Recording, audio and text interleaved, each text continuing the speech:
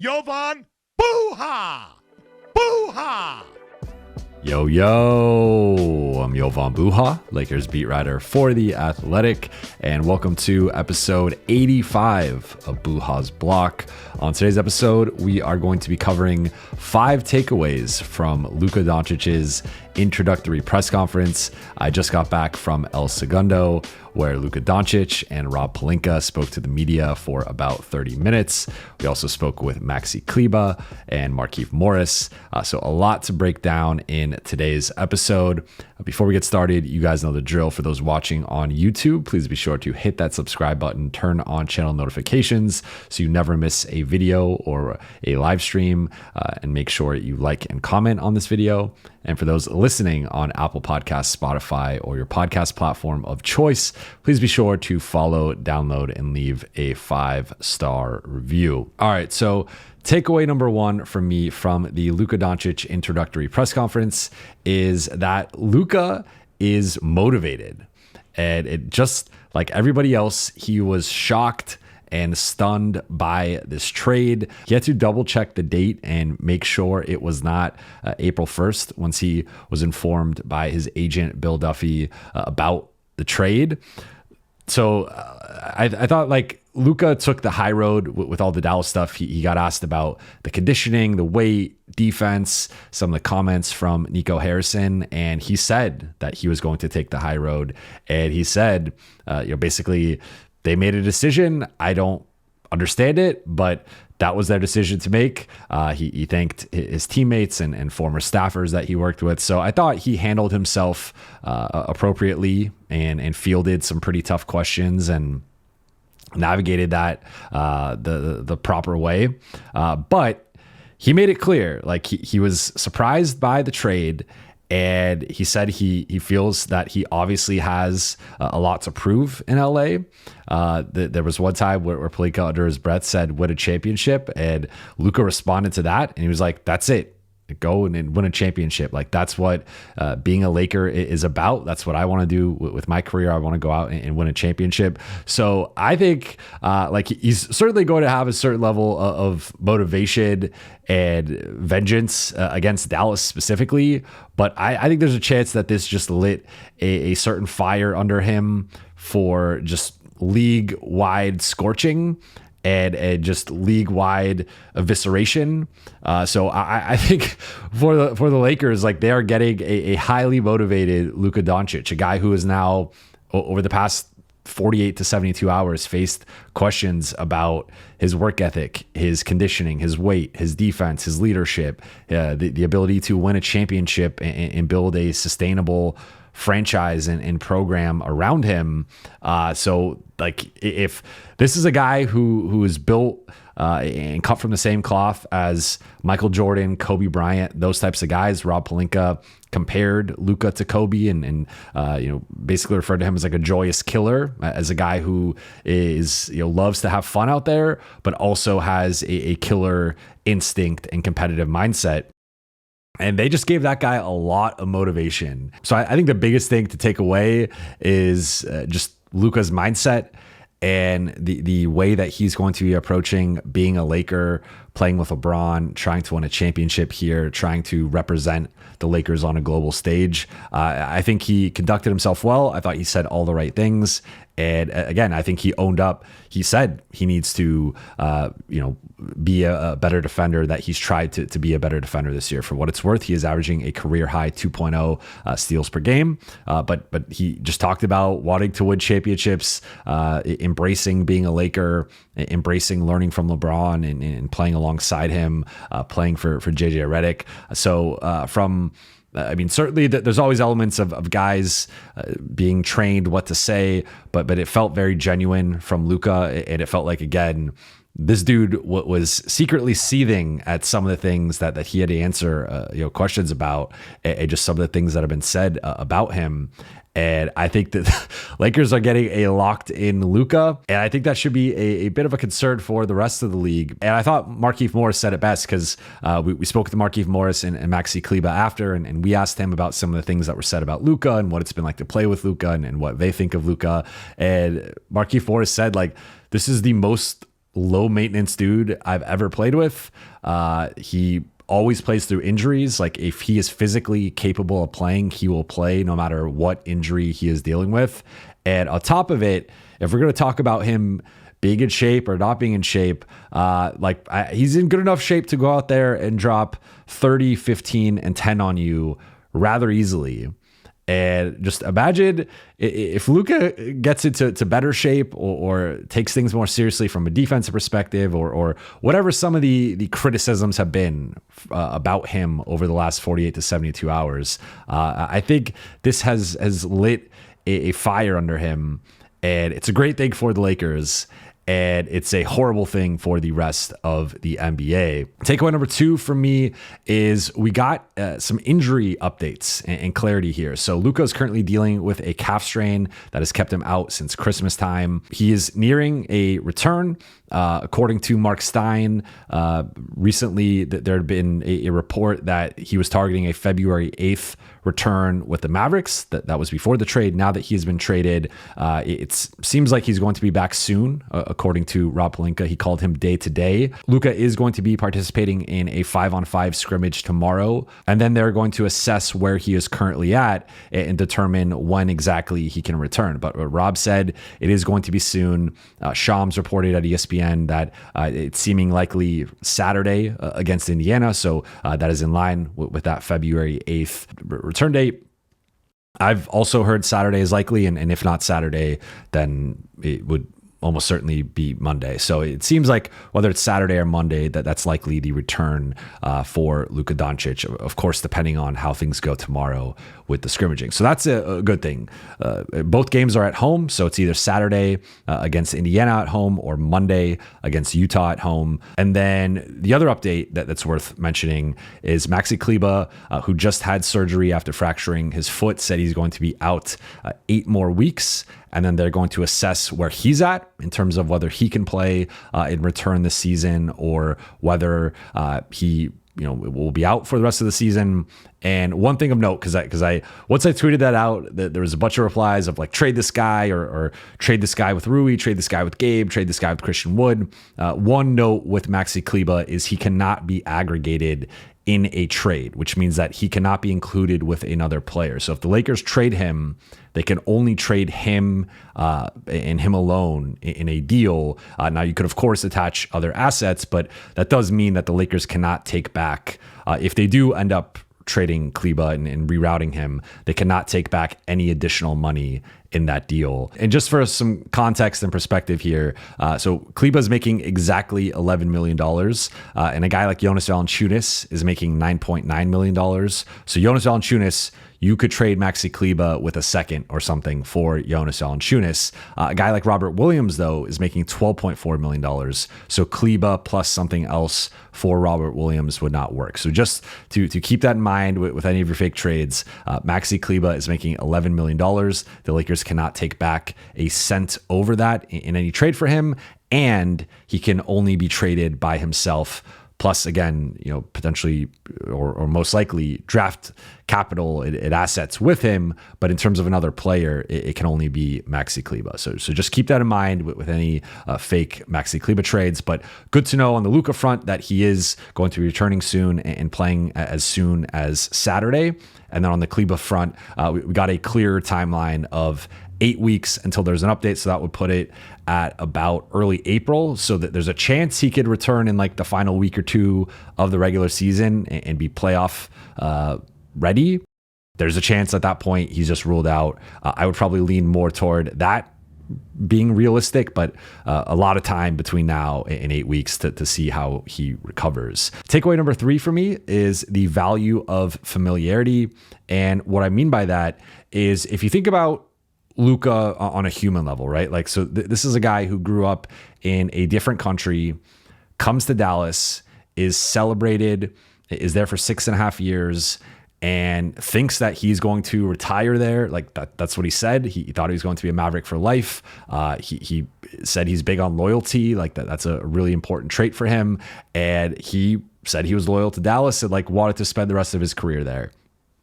So you go through this shock of getting traded, being uprooted from the only city, the only community that you've known since you've been in the NBA, and one that's really embraced you.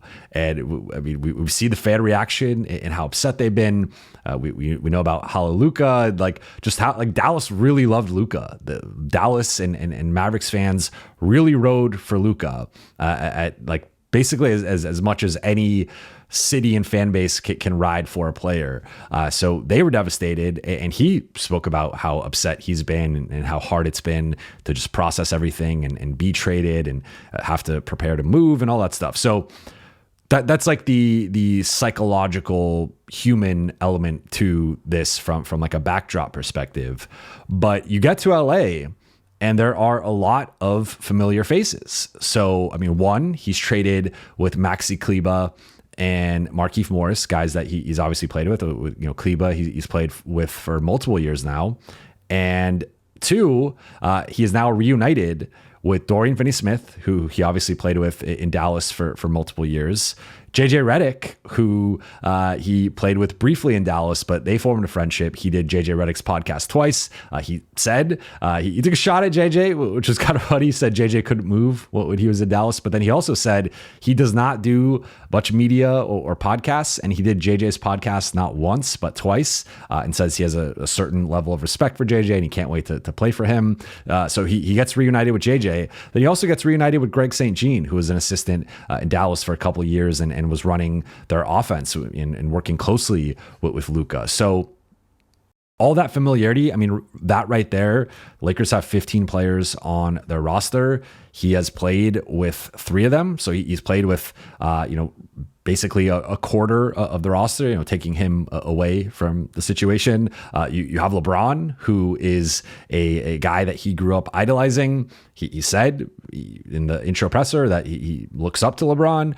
So like you have his favorite player. Like he said before that he didn't grow up watching much basketball, but the one guy he watched was LeBron James. The Lakers unite him with his favorite player, a guy he's played with in all-star games and whatnot. But so those two are going to be playing together for the first time. And I just think that like all that commonality and familiarity is going to make this process a bit easier for Luka. And he spoke to that, just how nice it is to see familiar faces in a new place and how that makes the adjustment a bit easier on his end. So those are all things that we already knew kind of going into this, but seeing some of the interactions, seeing the joking about JJ, seeing how he views LeBron and the fondness there, like I think it was just further confirmation that this is going to be, it's not like Luka's going in completely cold to this situation.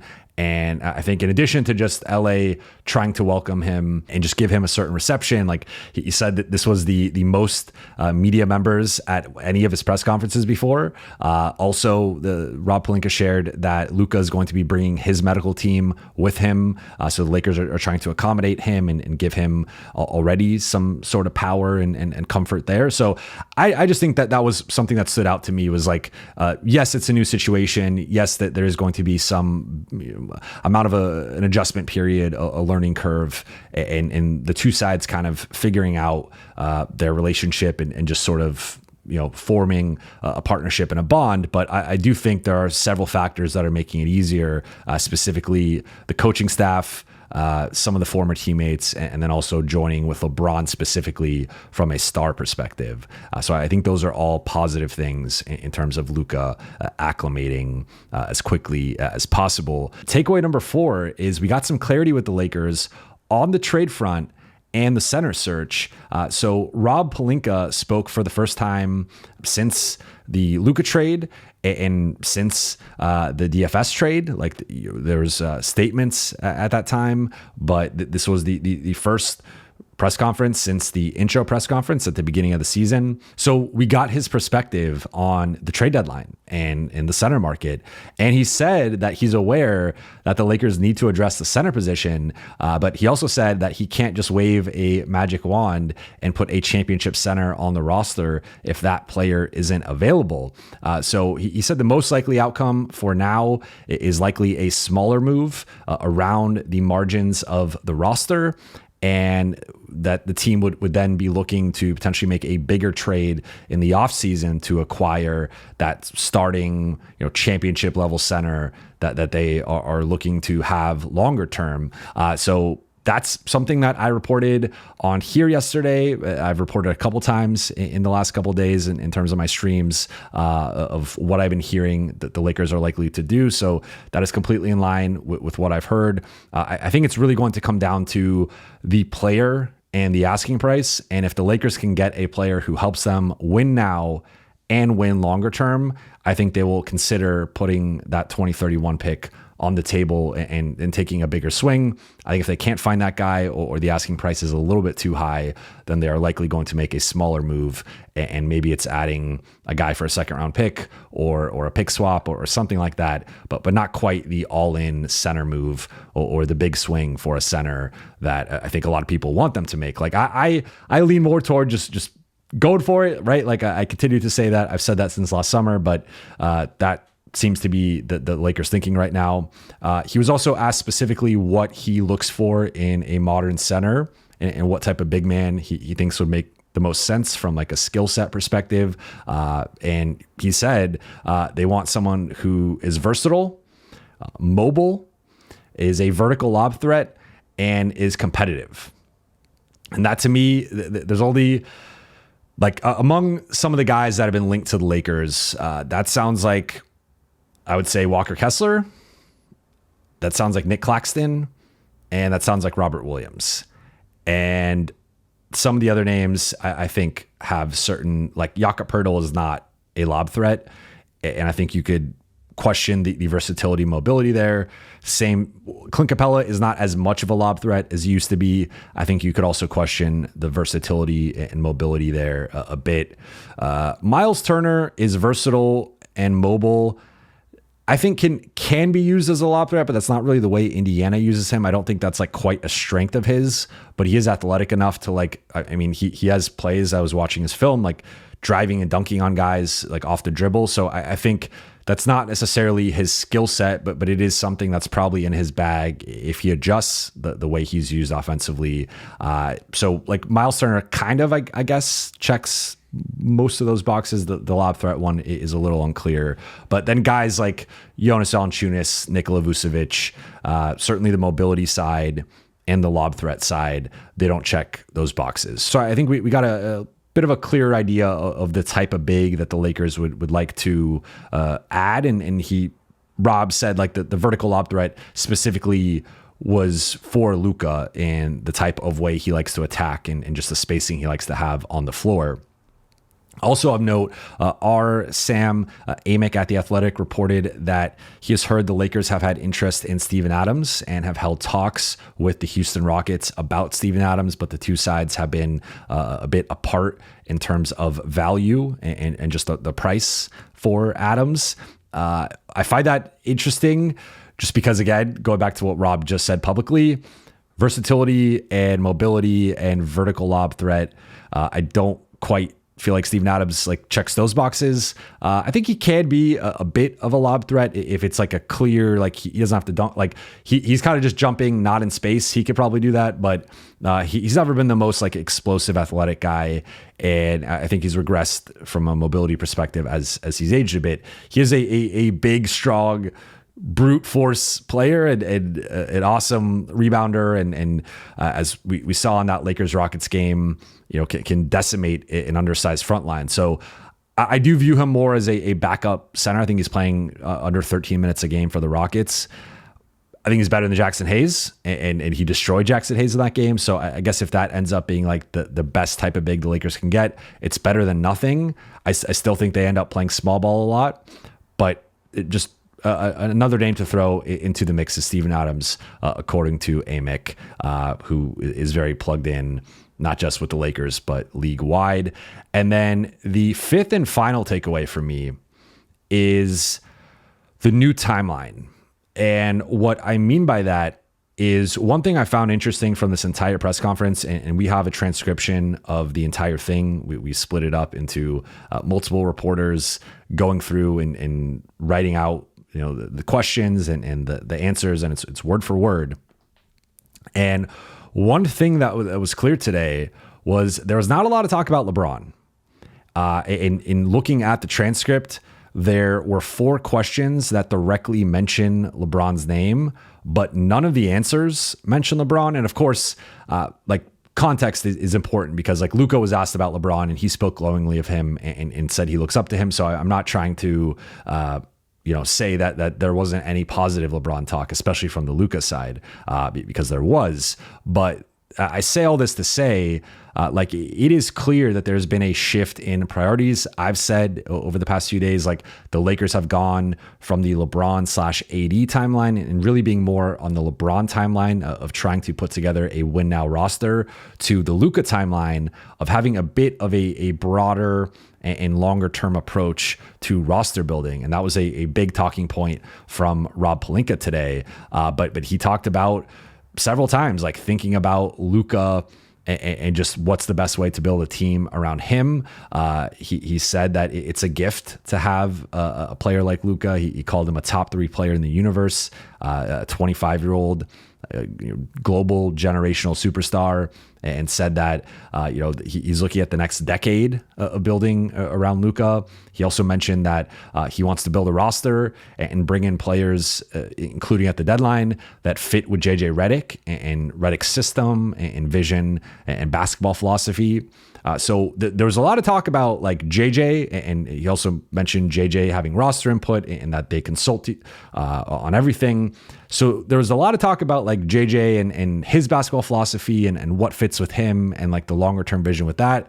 And also a lot of talk about Luka and his timeline and building around him and the privilege that they have to build around him and like just the optionality moving forward. Not as much talk about winning now and urgency around LeBron and really, again, no direct mention of LeBron. And so there was one question when asked about like kind of balancing the urgency of winning now and trying to either make a move by the deadline or like the summer. And Rob did say that there is always urgency and that ever since he's taken the job, he's had urgency. And like every year that the Lakers play basketball, they want to win a championship. Like that is the standard. And that between now and the deadline, they're going to try to maximize this team's window. But again, there was also talk about looking longer term, looking beyond this season, looking to the summer, looking to next season, looking beyond that. So I think there was a bit of a lack of clarity as to like, taking it back 72 hours ago, right? Like, were the Lakers going to use their picks? How did they feel about making a win now move? Did they feel real urgency trying to go in around LeBron and AD? Then they execute this trade, and a lot of the talking points have been about the future, about longer term visions, about kind of finding that balance between being urgent and being prudent and shrewd with team building. So I think there's just been a clear shift here in terms of LA, I think not being as all in or as win now with this current group as they might have been had the Luka trade not happened. So I think that is something that could be disappointing for fans. And look, the Lakers are the kings of smoke screens, and no one saw the Luka trade coming. No one had any intel or any inkling that was going to happen. So like Rob Pelinka made his comments. I've reported on it. Others have reported on it. That's been what I've been hearing, what others have been hearing. However, that does not mean that the Lakers don't have another trick up their sleeve and aren't going to be pulling off another bigger trade between now and February 6th. However, I just think there's been this shift, even going back to the summer, like once they hired JJ, a lot of talk about player development and the future and building a program and like youth development. And now swapping AD for Luka and just some of the things that were said today, it feels like that's more in line with like the direction of this group and this franchise right now versus them feeling the pressure of we have to go all in because LeBron might only be playing this season and next season. We have to find a way to maximize this Luka LeBron partnership and window. Like that was not as much the vibe from today. So actions ultimately speak louder than words.